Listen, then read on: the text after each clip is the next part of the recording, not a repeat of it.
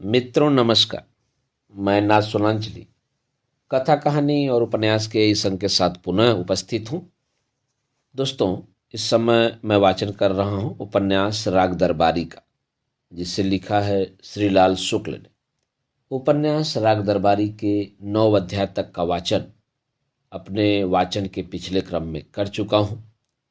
लीजिए सुनिए उपन्यास राग दरबारी के 10वें अध्याय का वाचन मेरे अर्थात नाथ सोनांचली के स्वर में।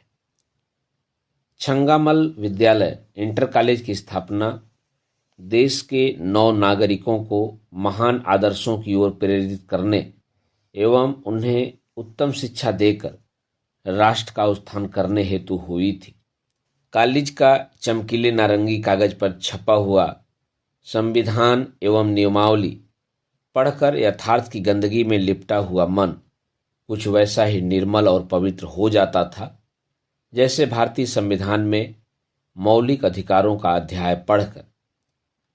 क्योंकि इस कॉलेज की स्थापना राष्ट्र के हित में हुई थी, इसलिए उसमें और कुछ हो या नहीं, गुटबंदी काफ़ी थी। वैसे गुटबंदी जिस मात्रा में थी उसे बहुत बढ़िया नहीं कहा जा सकता था, पर जितने कम समय में वह विकसित हुई उसे देखकर लगता था काफ़ी अच्छा काम हुआ है। वह 2-3 साल में ही पड़ोस के कॉलेजों की गुटबंदी की अपेक्षा ज़्यादा ठोस दिखने लगी थी, बल्कि कुछ मामलों में तो वह अखिल भारतीय संस्थाओं तक का मुकाबला करने लगी थी।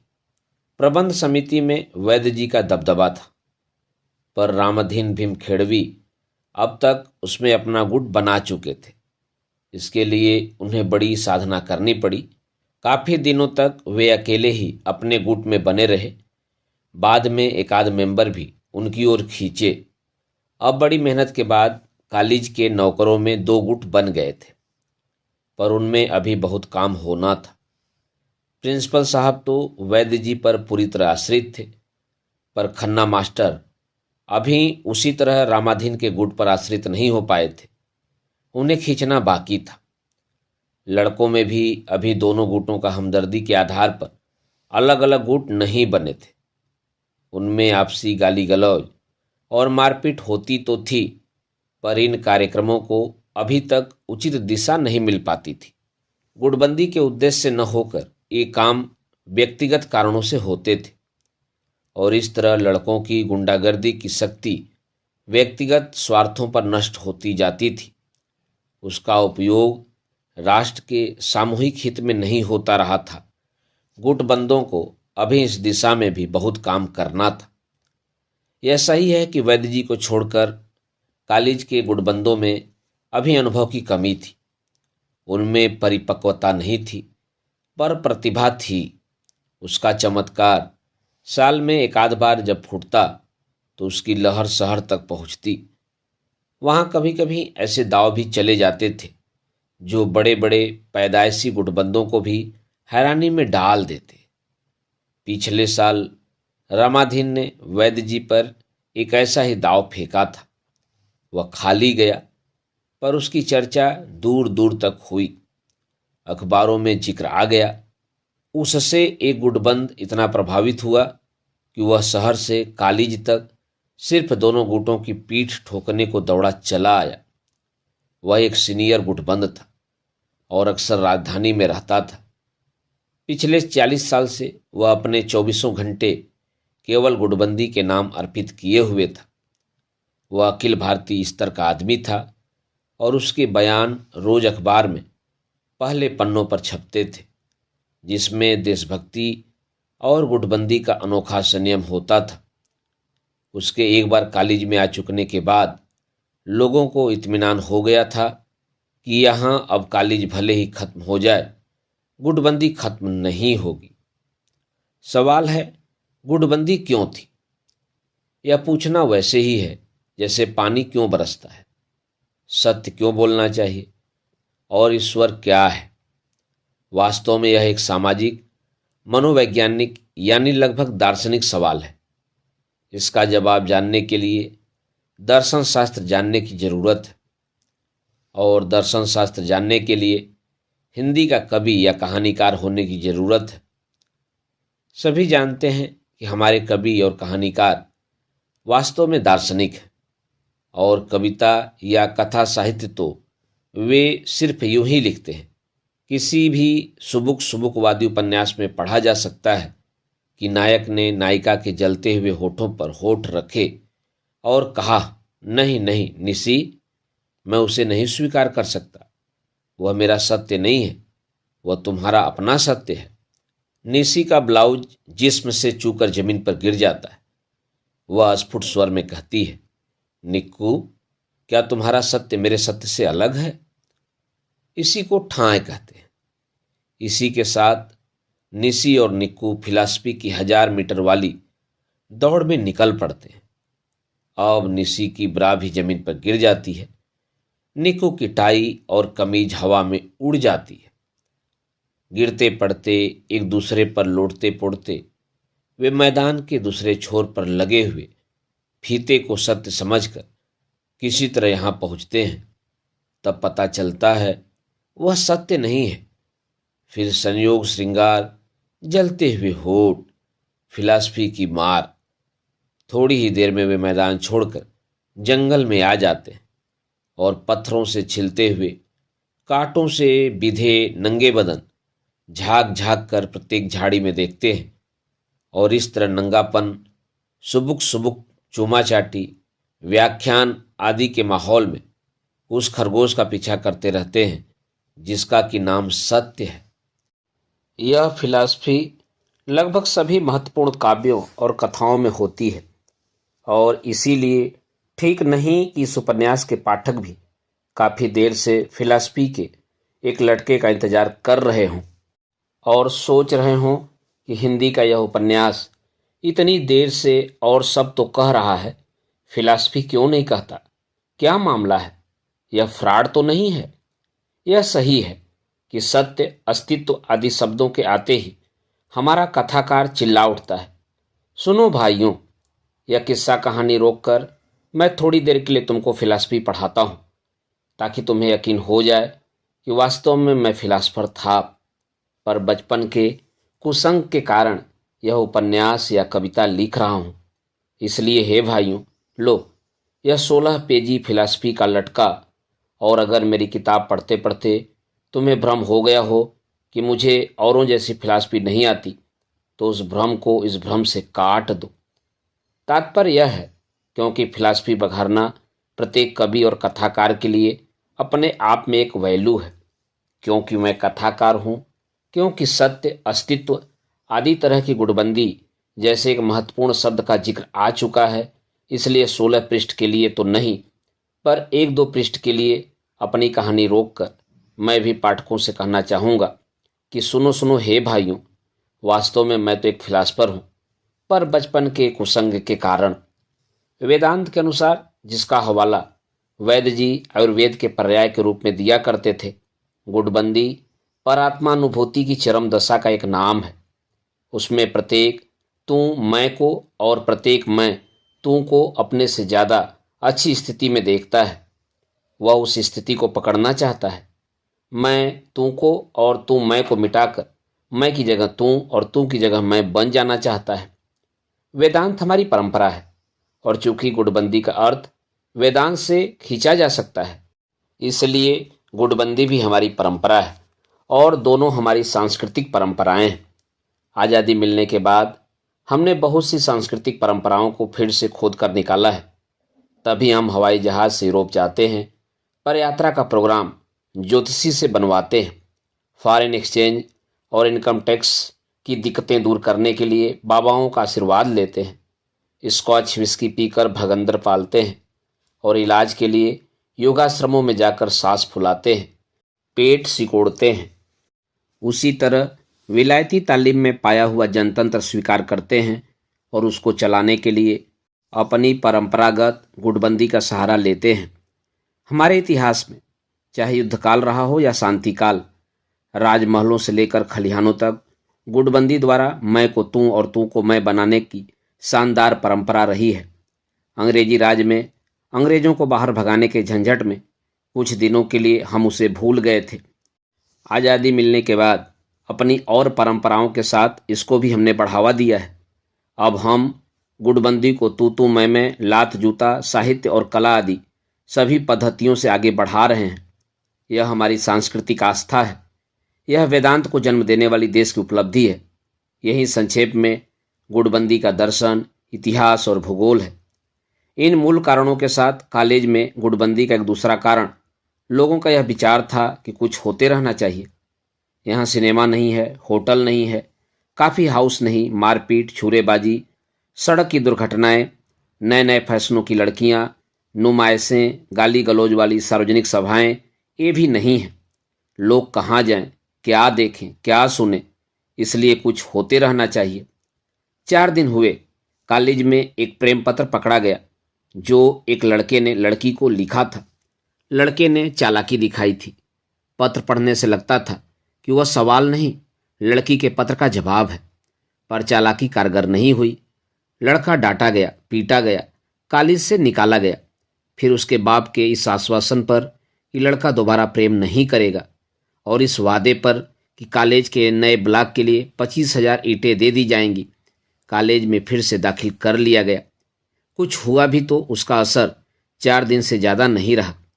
उससे पहले एक लड़के के पास देसी कारतूस तमंचा बरामद हुआ था। तमंचा बिना कारतूस का था और इतना भुंडा बना हुआ था कि इस देश के लोहारों की कारीगरी पर रोना आता था।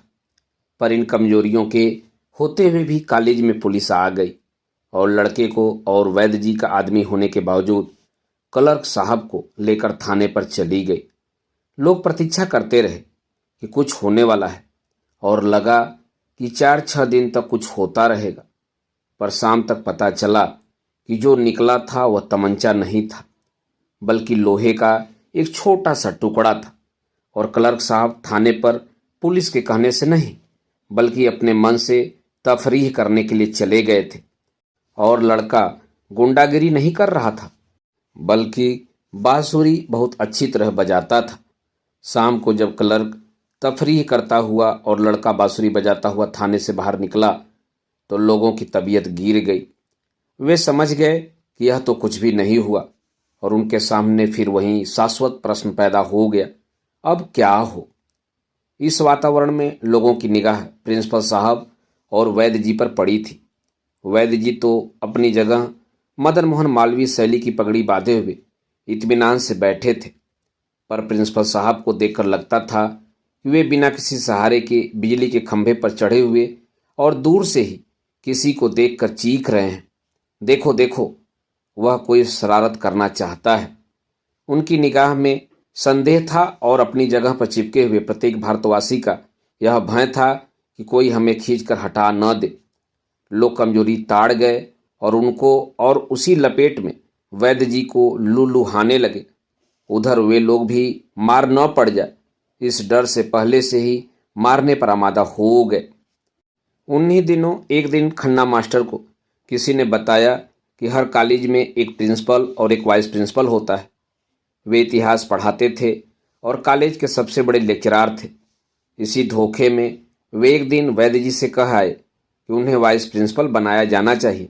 वैद्य जी ने सिर हिलाकर कहा कि यह एक नवीन विचार है, नवयुवकों को नवीन चिंतन करते ही रहना चाहिए। उनके प्रत्येक नवीन विचार का मैं स्वागत करता हूँ, पर यह प्रश्न प्रबंध समिति के देखने का है। उसकी अगली बैठक में यदि यह प्रश्न आया तो इस पर समुचित विचार किया जाएगा। खन्ना मास्टर ने यह नहीं सोचा कि प्रबंध समिति की अगली बैठक कभी नहीं होती।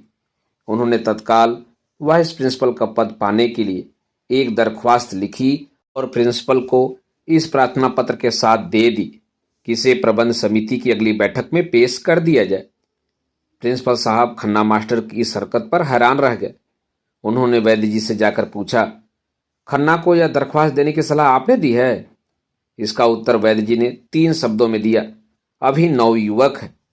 इसके बाद कुछ दिनों तक प्रिंसिपल साहब शिवपालगंज के रास्ते पर मिलने वाले हर आदमी से प्राणी शास्त्र का यह तथ्य बताते रहे कि आजकल के लोग न जाने कैसे हो गए हैं। खन्ना मास्टर की इस हरकत का वर्णन वे मुंह में राम बगल में छुरी, हमारी ही पाली लोमड़ी, हमारे ही घर में हुआ हुआ, यद्यपि लोमड़ी हुआ हुआ नहीं करती, पीठ में चूरा भोंकना, मेढक को जुकाम हुआ है, जैसी कहावतों के सहारे कहते रहे। एक दिन उन्होंने चौराहे पर खड़े होकर प्रतीकवादी ढंग से कहा, एक दिन किसी घोड़े के सोम में नाल ठोकी जा रही थी। उसे देखकर एक मेढक को शौक चर्राया कि हम भी नाल ठुकाएंगे। बहुत कहने पर नाल वाले ने मेढक के पैर में जरा सी कील ठोक दी। बस मेढक भाई वहीं ढेर हो गए। शौकीनी का नतीजा बुरा होता है। इस पंचतंत्र के पीछे वही भय था। आज जो वाइस प्रिंसिपल होना चाहता है वह कल प्रिंसिपली चाहेगा। इसके लिए वह प्रबंध समिति के मेंबरों को अपनी ओर तोड़ेगा, मास्टरों का गुट बनाएगा, लड़कों को मारपीट के लिए उकसाएगा, ऊपर शिकायतें भिजवाएगा। वह कमीना है और कमीना रहेगा। सच्चाई छुप नहीं सकती बनावट के वसूलों से, कि खुशबू आ नहीं सकती कभी कागज के फूलों से। इस कविता को ऊपर दर्ज करके रामाधीन भीम खेड़वी ने वैद्य जी को जो पत्र लिखा, उसका आशय था कि प्रबंध समिति की बैठक जो पिछले 3 साल से नहीं हुई है, 10 दिन में बुलाई जानी चाहिए, और कॉलेज की साधारण समिति की सालाना बैठक जो कि कॉलेज की स्थापना के साल से अब तक नहीं हुई है, के बारे में वहाँ विचार होना चाहिए। उन्होंने विचारणीय विषयों में वाइस प्रिंसिपल के तकरूरी का भी हवाला दिया था। प्रिंसिपल साहब जब यह पत्र अपनी जेब में डालकर वैद्य जी के घर से बाहर निकले तो उन्हें अचानक उससे गर्मी से निकलती महसूस हुई। उन्हें जान पड़ा कि उनकी कमीज झुलस रही है और गर्मी की धाराएं कई दिशाओं में बहने लगी हैं। एक धारा उनके कोट को झुलसाने लगी है, दूसरी कमीज के नीचे से निकलकर उनकी पैंट के अंदर घुस गई और उसके कारण उनके पैर तेजी से पड़ने लगे। एक तीसरी धारा उनके कान, आंख और नाक पर लाल पालिश चढ़ाती हुई खोपड़ी के उस गड्ढे की ओर बढ़ने लगी जहां कुछ आदमियों के दिमाग हुआ करता है। कॉलेज के फाटक पर ही उन्हें रूपन बाबू मिल गए और उन्होंने रुककर कहना शुरू किया, देख लिया तुमने, खन्ना रामाधीन का खूंटा पकड़कर बैठे हैं। वाइस प्रिंसिपली का शौक चर्राया है। एक बार एक मेढक ने देखा कि घोड़े की नाल ठोकी जा रही है तो उसने भी। रूपन बाबू कॉलेज छोड़कर कहीं बाहर जा रहे थे और जल्दी में थे। बोले, जानता हूं मेढक वाला किस्सा यहां सभी को मालूम है, पर मैं आपसे एक बात साफ साफ बता दूं, खन्ना से मुझे हमदर्दी नहीं है, पर मैं समझता हूं कि यहाँ एक वाइस प्रिंसिपल का होना जरूरी है। आप नहीं रहते हैं तो यहाँ सभी मास्टर कुत्ते बिल्लियों की तरह लड़ते हैं। टीचर्स रूम में वह गुंडागर्दी होती है कि क्या बताएं। वहीं हे ठेठे फेफे। वे गंभीर हो गए और आदेश के ढंग से कहने लगे, प्रिंसिपल साहब, मैं समझता हूं कि हमारे यहाँ एक वाइस प्रिंसिपल भी होना चाहिए। खन्ना सबसे ज़्यादा सीनियर है, उन्हीं को बन जाने दीजिए। सिर्फ नाम की बात है, तनख्वाह तो बढ़नी नहीं है। प्रिंसिपल साहब का दिल इतनी जोर से धड़का कि लगा उबल कर फेफड़े में घुस जाएगा। वे बोले, ऐसी बात अब कभी भूलकर भी न कहना रूपन बाबू। एक खन्ना वन्ना चिल्लाने लगेंगे कि तुम उनके साथ हो। यह शिवपालगंज है, मजाक में भी सोचकर बोलना चाहिए। मैं तो सच्ची बात कहता हूँ, खैर देखा जाएगा। कहते कहते रूपन बाबू आगे बढ़ गए। प्रिंसिपल साहब तेजी से अपने कमरे में आ गए। ठंडक थी पर उन्होंने कोट उतार दिया। शिक्षा संबंधी सामानों की सप्लाई करने वाली किसी दुकान का एक कैलेंडर ठीक उनकी नाक के सामने दीवार पर टंगा था, जिसमें नंगे बदन पर लगभग एक पारदर्शक साड़ी लपेटे हुए कोई फिल्म एक्ट्रेस एक आदमी की ओर लड्डू जैसा बढ़ा रही थी। आदमी चेहरे पर बड़े बड़े बाल बढ़ाए हुए, एक हाथ आंखों के सामने उठाए, ऐसा मुंह बना रहा था जैसे लड्डू खाकर उसे अपच हो गया हो। ये मेनका और विश्वामित्र थे। वे इन्हीं को थोड़ी देर देखते रहे। फिर घंटी बजाने की जगह जोर से चिल्लाकर उन्होंने चपरासी को बुलाया और कहा, खन्ना को बुलाओ। चपरासी ने रहस्य के स्वर में कहा, फील्ड की तरफ गए हैं, मालवी जी साथ में हैं। प्रिंसिपल ने उकताकर सामने रखे हुए कमलदान को घसीट कर दूर रख दिया। कमलदान भी नमूने के तौर पर किसी एजुकेशन एम्पोरियम से मुफ्त में मिला था और जिस तरह प्रिंसिपल साहब ने उसे दूर पर पटका था, उससे लगता था उस साल एम्पोरियम का कोई भी माल कॉलेज में नहीं खरीदा जाएगा। पर प्रिंसिपल साहब का मतलब यह नहीं था। वे इस वक्त चपरासी को सिर्फ यह बताना चाहते थे कि वे उसकी खुफिया रिपोर्ट अभी सुनने को तैयार नहीं है। उन्होंने कड़क कर कहा, मैं कहता हूं खन्ना को इसी वक्त बुलाओ। चपरासी गाढ़े का कुर्ता और साफ धोती पहने हुए था। उसके पैरों में खड़ाऊं और माथे पर तिलक था। उसने शांतिपूर्वक कहा, जा रहा हूं, खन्ना को बुलाए लाता हूं। इतना नाराज क्यों हो रहे हो? प्रिंसिपल साहब दांत पीसते हुए तिरछी निगाहों से मेज पर रखे हुए टीन के एक टुकड़े को देखते रहे। इस पर पॉलिश करके एक लाल गुलाब का फूल बना दिया गया था। नीचे तारीख और महीना बताने के लिए कैलेंडर लगाया गया था।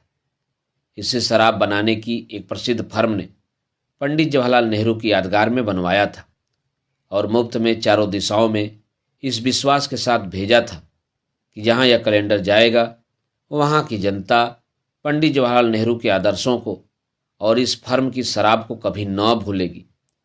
पर इस वक्त कैलेंडर का प्रिंसिपल साहब पर कोई असर नहीं हुआ। पंडित नेहरू के लाल गुलाब ने उन्हें शांति नहीं दी, न फेनदार बियर की कल्पना ने उनकी आंखों को मूंदने के लिए मजबूर किया। वे दांत पीस रहे थे और पीसते रहे। अचानक जिस वक्त चपरासी का खड़ाऊं दरवाजे की चौखट पार कर रहा था, उन्होंने कहा, रामाधीन इन्हें वाइस प्रिंसिपल दिलाएंगे, टुच्चे कहीं के। चपरासी घूम पड़ा। दरवाजे पर खड़े खड़े बोला, गाली दे रहे हो प्रिंसिपल साहब? उन्होंने कहा, ठीक है, जाओ अपना काम करो। अपना काम तो कर ही रहा हूं, आप कहें तो अब न करूं? प्रिंसिपल माथे पर झुर्रियां डालकर दीवार पर टंगे दूसरे कैलेंडर को देखने लगे थे। चपरासी ने उसी तरह पूछा, कहें तो खन्ना पर निगाह रखना बंद कर दूं? प्रिंसिपल साहब चिढ़ गए, बोले, भाड़ में जाओ। चपरासी उसी तरह सीना ताने खड़ा रहा। लापरवाही से बोला, मुझे खन्ना वन्ना न समझ लीजिएगा, काम 24 घंटे करा लीजिए, वह मुझे बर्दाश्त है, पर यह अबे तबे तू तड़ाका मुझे बर्दाश्त नहीं। प्रिंसिपल साहब उसकी ओर देखते रह गए। चपरासी ने कहा, आप बाभन हैं और मैं भी बाभन हूं, नमक से नमक नहीं खाया जाता। हाँ। प्रिंसिपल साहब ने ठंड सुरों में कहा, तुम्हें धोखा हुआ है। मैं तुम्हें नहीं, खन्ना के लिए कह रहा था। टुच्चा है, रामाधीन से मिलकर मीटिंग करने का नोटिस भिजवाता है। चपरासी को यकीन दिलाने के लिए कि यह गाली खन्ना को ही समर्पित है, उन्होंने फिर कहा, टुच्चा, अभी बुलाए लाता हूं। चपरासी की आवाज भी ठंडी पड़ गई।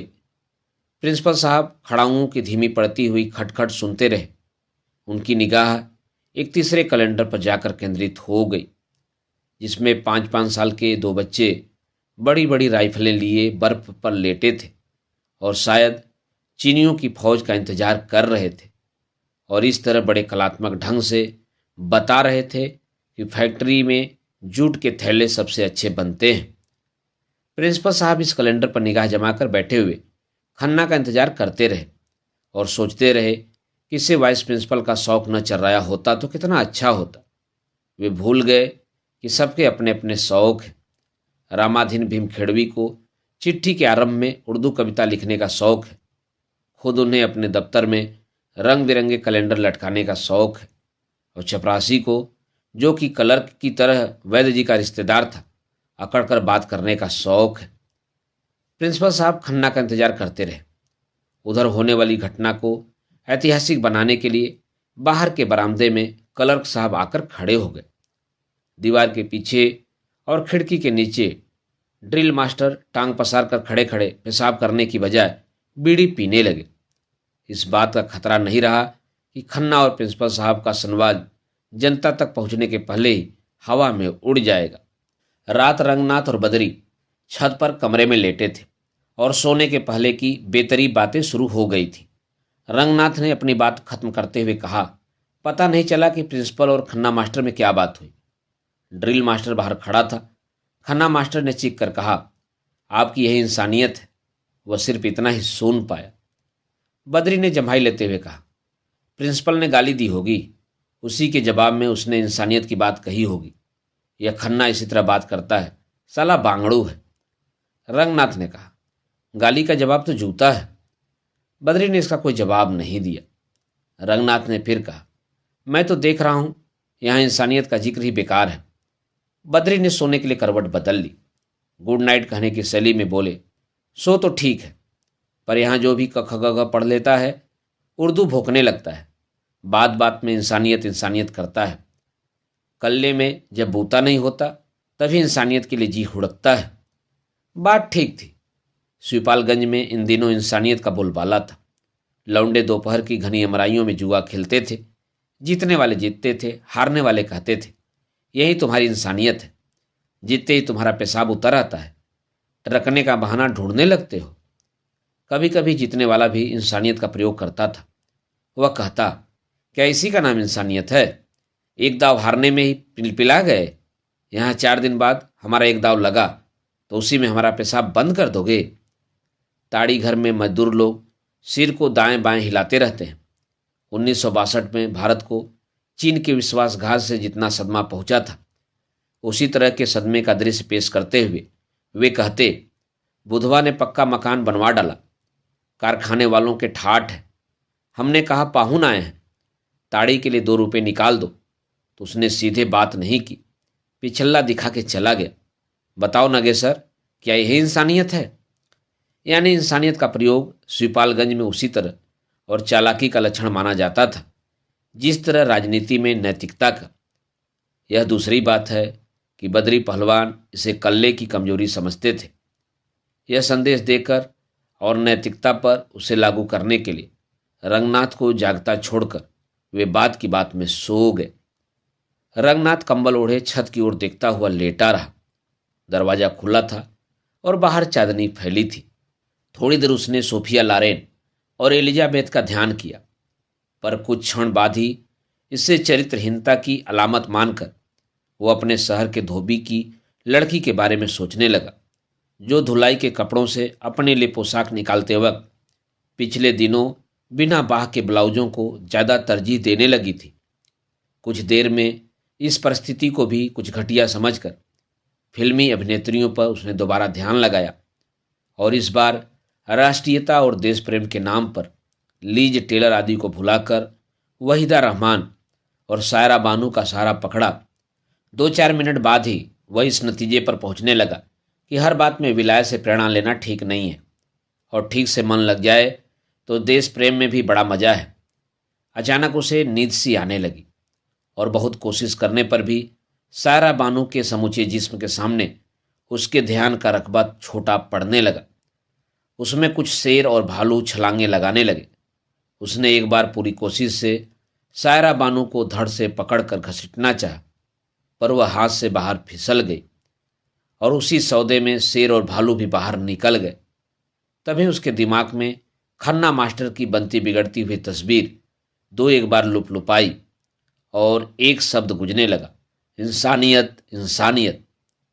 पहले लगा कि कोई यह शब्द फुसफुसा रहा है, फिर जान पड़ा इसे कोई मंच पर बड़ी गंभीर आवाज में पुकार रहा है। उसके बाद ही ऐसा जान पड़ा कहीं दंगा हो रहा है और चारों ओर से लोग चीख रहे हैं, इंसानियत इंसानियत इंसानियत।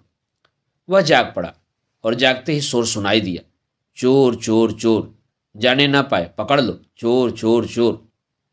एकाध क्षणों के बाद पूरी बात चोर चोर चोर पर आकर टूट रही थी, जैसे ग्रामोफोन की सुई रिकॉर्ड में इसी नुक्ते पर फंस गई हो। उसने देखा शोर गांव में दूसरी तरफ हो रहा है। बद्री पहलवान चारपाई से कूदकर पहले ही नीचे खड़े हो गए हैं। वह भी उठ बैठा। बद्री ने कहा, छोटे कहता ही था, चोरों का एक गिरोह आसपास घूम रहा है, लगता है गांव में भी आग है। दोनों जल्दी जल्दी कपड़े पहनकर बाहर आए। कपड़े का अर्थ यह नहीं कि बद्री ने चूड़ीदार पैजामा और शेरवानी पहनी हो। नंगे बदन पर ढीली पड़ी हुई तहमद उन्होंने कमर के चारों ओर कस ली और एक चादर ओढ़ लिया। बस कपड़े पहनने की क्रिया पूरी हो गई। रंगनाथ परमहंसों की इस गति तक नहीं पहुंच पाया था। उसने कमीज डाल ली। दरवाजे तक पहुंचते पहुंचते उसके कदम और भी तेज हो गए। तब तक चारों ओर से चोर चोर के नारे उठने लगे थे। शोर हाथों हाथ इतना बढ़ गया कि अंग्रेजों ने अगर उसे 1921 में सुन लिया होता तो हिंदुस्तान छोड़कर वे तभी अपने देश भाग गए होते। दोनों जीने से उतरकर नीचे आए। बैठक से बाहर निकलते निकलते बद्री पहलवान ने रंगनाथ से कहा, तुम यही दरवाजा बंद करके घर बैठो, मैं बाहर जाकर देखता हूं। उधर रूपन बाबू घर के अंदर से धोती का छोर कंधे पर लपटते हुए सड़फड़ सड़फड़ वहीं पहुंच गए और बोले, आप दोनों घर पर रहें, मैं बाहर जाता हूं। ऐसा लगा जैसे बाहर जाने का मतलब जौहर दिखाना था या चक्रव्यूह भेदना था। दोनों भाई बाहर जाने की जिद पकड़ गए। रंगनाथ ने शहीदों की सी अदा में कहा, यह है तो जाइए आप लोग, मैं ही घर पर रहूंगा। सामने सड़क से चांदनी में 3 आदमी चोर चोर चीखते हुए बाहर निकले। उनके पीछे 2 आदमी उसी तरह चोर चोर का नारा बुलंद करते हुए निकल गए। फिर एक आदमी उसी तरह चोर चोर का हल्ला मचाता हुआ निकला। फिर 3 आदमी और। सबके हाथों में लाठियां थीं। सभी दौड़ रहे थे। तभी चोरों को दौड़ा रहे जुलूस में सबसे बाद में निकलने वालों में से बद्री ने कुछ को पहचाना। वह भी दौड़कर उन्हीं में मिल गए। पुकार कर बोले, कौन है? चोर कहाँ है? छोटे ने हाँफते हाँफते कहा, आगे आगे निकल गए। कुछ देर शांति रही। रूपन बाबू और रंगनाथ बैठक का दरवाजा बंद करके ताला लगाकर छत पर वापस चले आए। नीचे से वैद्य जी खंखा कर बोले, कौन है? रूपन बाबू ने जवाब दिया, चोर हैं पिताजी। वैद्य जी घबराहट में गरज कर बोले, कौन? रूपन, तुम छत पर हो? रूपन ने गांव में उठते हुए शोर को अपनी ओर से यथाशक्ति बढ़ावा देते हुए कहा, हाँ हम ही हैं। क्यों जानबूझकर पूछ रहे हो? चैन से सोते क्यों नहीं? वैद्य जी अपने छोटे लड़के की यह आदर भरी वाणी सुनकर चुप हो गए। छत पर रूपन बाबू और रंगनाथ गांव भर में फैलती फूटती आवाजों को सुनते रहे। कोई मकान के पिछवाड़े चिल्लाया, मार डाला। और शोर, किसी ने चीख कर कहा, अरे नहीं नहीं छोटे, यह तो भगवती है, छोड़ो इसे छोड़ो, इधर उधर चोर गए। कोई रो रहा था। किसी ने सांत्वना दी, अरे क्यों राण जैसा रो रहा है? ये डंडा पड़ गया, उसी से फाय फाय कर रहा है। रोते रोते उसने जवाब दिया, हम भी कसर निकालेंगे, देख लेंगे। फिर कुहराम, उधर उधर जाने न पाए, दे दाएं से एक लाठी, मार उछल के, क्या साला बाप लगता है? रंगनाथ को उत्साह और उत्सुकता के साथ साथ ही मजा भी आने लगा। यह भी कैसा नियम है, यहां लाठी चलाते समय बाप को भी अपवाद रूप में छोड़ दिया जाता है। धन्य है भारत, तेरी पितृभक्ति धन्य है। रूपन बाबू बोले, भगवती और छोटे की चल रही है, लगता है इसी धमा चौकड़ी में छोटे ने कुछ कर दिया। रंगनाथ ने कहा, यह तो बड़ी गड़बड़ बात है। रूपन बाबू उपेक्षा के साथ बोले, गड़बड़ क्या है, दाव लग जाने की बात है। छोटे देखने में भोंदू लगता है, पर बड़ा घाघ है। फिर चारों ओर की भगदड़ और शोर की ओर कान लगाए रहे। रंगनाथ ने कहा, शायद चोर निकल गए, वह तो यहां हमेशा ही होता है। रंगनाथ ने रूपन बाबू के ग्राम प्रेम की चापलूसी करनी चाहिए। बोले, शिवपालगंज में चोर आकर निकल जाए यह तो संभव नहीं। बद्री दादा बाहर निकले हैं तो 1-2 तो पकड़े ही जाएंगे। किसी पुरानी पीढ़ी के नेता की तरह अतीत की ओर हसरत के साथ देखते हुए रूपन बाबू ने ठंडी सांस भरी, कहने लगे, नहीं रंगनाथ दादा, अब वह पहले वाले दिन गए। वह ठाकुर दूरबीन सिंह का जमाना था। बड़े बड़े चोर शिवपालगंज के नाम से थर्राते थे। रूपन बाबू की आंखें वीर पूजा की भावना से चमक उठी, पर बात यही रुक गई। शोर का आखिरी दौर चल निकला था और लोग आसमान फाड़ने के उद्देश्य से बजरंग बली की जय बोलने लगे थे। रंगनाथ ने कहा, लगता है कोई चोर पकड़ा गया। रूपन बाबू ने कहा, नहीं, मैं गधा लोगों को खूब जानता हूं। चोरों को गांव से बाहर खदेड़ दिया होगा। चोरों ने खुद इन्हें गांव के बाहर नहीं खदेड़ा, यही क्या कम है? इसी खुशी में जय जयकार लगाई जा रही है। चांदनी में लोग 2-2, 4-4 के गुट बनाकर किचमिच किचमिच करते हुए सड़क और दूसरे रास्तों से आ जा रहे थे। रूपन बाबू ने मुंडेर के पास खड़े होकर देखा। एक गुट ने नीचे से कहा, जागते रहना रूपन बाबू, रात भर होशियारी से रहना। रूपन बाबू घृणा के साथ वहीं से बोले, जाओ, बहुत नक्शेबाजी ना झाड़ो। रंगनाथ की समझ में नहीं आया, कितनी अच्छी सलाह का रूपन बाबू इस तरह क्यों तिरस्कार कर रहे हैं। थोड़ी देर बाद यही सलाह गांव के कोने कोने में गुजने लगी, जागते रहो जागते रहो। शोर अब रह रहकर हो रहा था। चारों ओर सीटियां भी सुनाई देने लगी थी। रंगनाथ ने कहा, ये सीटियां कैसी हैं? रूपन बाबू बोले, क्या पुलिस शहर में गश्त नहीं लगाती? ओह, तो पुलिस भी अब मौके पर आ गई है? जी हाँ, पुलिस ने ही गांव वालों की मदद से डाकुओं का मुकाबला किया है। पुलिस वालों ने ही तो उन्हें यहां से मार भगाया है। रंगनाथ आश्चर्य से रूपन बाबू को देखने लगा। डाकू? हाँ हाँ, डाकू नहीं तो और क्या। चांदनी रात कभी चोर भी आते हैं, ये डाकू तो थे ही। रूपन बाबू जोर से ठठाकर हंसे। बोले, दादा, ये गजहा लोगों की बातें हैं, मुश्किल से समझोगे। मैं तो जो अखबार में छपने वाला है उसका हाल आपको बता रहा हूं। एक सीटी मकान के बिल्कुल नीचे सड़क पर बजी। रूपन बोले, तुमने मास्टर मोतीराम को देखा है कि नहीं? पुराने आदमी हैं, दरोगा जी उनकी बड़ी इज्जत करते हैं। वे दरोगा जी की इज्जत करते हैं। दोनों की इज्जत प्रिंसिपल साहब करते हैं। कोई साला काम तो करता नहीं है, सब एक दूसरे की इज्जत करते हैं। यही मास्टर मोतीराम शहर के अखबार के संवाददाता हैं। उन्होंने चोरों को डाकू भी न बताया तो मास्टर मोतीराम होने का क्या फायदा? रंगनाथ हंसने लगा। सीटियां और जागते रहो की आवाजें दूर दूर तक बिखरने लगी। इधर उधर के मकानों पर लोगों ने दरवाजे खुलवाने के लिए चीखना चिल्लाना शुरू कर दिया। दरवाजा खोल दो मुन्ना से लेकर मर गए ससुरे, अरे हम पुकार रहे हैं, तुम्हारे बाप तक की शैलियां दरवाजा खुलवाने के लिए प्रयोग में आने लगी। वैद्य जी के मकान पर भी किसी ने सदर दरवाजे के सांकल खटखटाई। बाहर लेटने वाला एक हलवाहा जोर से खांसा। सांकल दोबारा खटकी। रंगनाथ ने कहा, बदरी दादा होंगे, चलो ताला खोल दें। वे लोग नीचे आ गए। ताला खोलते खोलते रूपन ने पूछा, कौन? बद्री ने दहाड़ कर कहा, खोलते हो कि नहीं? कौन कौन लगाए हो? रूपन ने ताला खोलना बंद कर दिया। बोले, क्या नाम है? उधर से गला फाड़ आवाज आई, रूपन, कह देता हूं, चुपचाप दरवाजा खोल दो। कौन? बद्री दादा? हाँ हाँ, बद्री दादा ही बोल रहा हूं, खोलो जल्दी। रूपन ने ढीले ढाले हाथों से ताला खोलते हुए कहा, बद्री दादा, अपने बाबा का भी तो नाम बता दो। उन्होंने उसी तरह खोजते हुए बाबा का नाम बताया। फिर पूछा गया, पर बाबा का नाम? बद्री ने दरवाजे पर मुक्का मारा। कहा, अच्छा न खोलो, जाते हैं। रूपन बाबू ने कहा, दादा, जमाना जोखिम का है, बाहर चोर लोग घूम रहे हैं, इसलिए पूछ रहा हूं। पर बाबा का नाम भूल गए हो तो न बताओ, पर गुस्सा दिखाने से कोई फायदा नहीं, गुस्से का काम बुरा है। बद्री पहलवान की असलियत की परीक्षा ले चुकने और क्रोध की निस्सारता पर अपनी राय देने के बाद रूपन बाबू ने दरवाजा खोला। बद्री पहलवान बिच्छू के डंक की तरह तिलमिलाते हुए अंदर आए। रूपन बाबू ने पूछा, क्या हुआ दादा, सभी चोर भाग गए? बद्री पहलवान ने कोई जवाब नहीं दिया, चुपचाप जीना चढ़कर ऊपर आ गए। रूपन बाबू नीचे ही अंदर चले गए। ऊपर के कमरे में रंगनाथ और बद्री पहलवान जैसे ही अपनी अपनी चारपाई पर लेटे, तभी नीचे गली से किसी ने पुकारा, वास्ताद नीचे आओ, मामला बड़ा गिपचिप हो गया है। बद्री ने कमरे के दरवाजे से ही पुकार कर कहा, क्या हुआ छोटे, सोने दोगे कि रात भर यहीं जोते रहोगे? छोटे ने वहीं से जवाब दिया, वास्ताद, सोने वोने की बात छोड़ो, अब तो रपट की बात हो रही है। इधर तो साले गली गली में चोर चोर करते रहे, उधर इसी चिल्लपों में किसी ने हाथ मार दिया, गया दिन के यहाँ चोरी हो गई, उतर जाओ।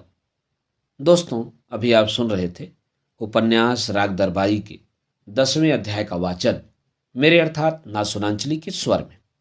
दोस्तों, उपन्यास राग दरबारी के आगे के अध्यायों का वाचन आप मेरे वाचन के अगले क्रम में सुन सकते हैं, तो जुड़े रहिए कथा कहानी और उपन्यास के साथ। धन्यवाद। नमस्कार।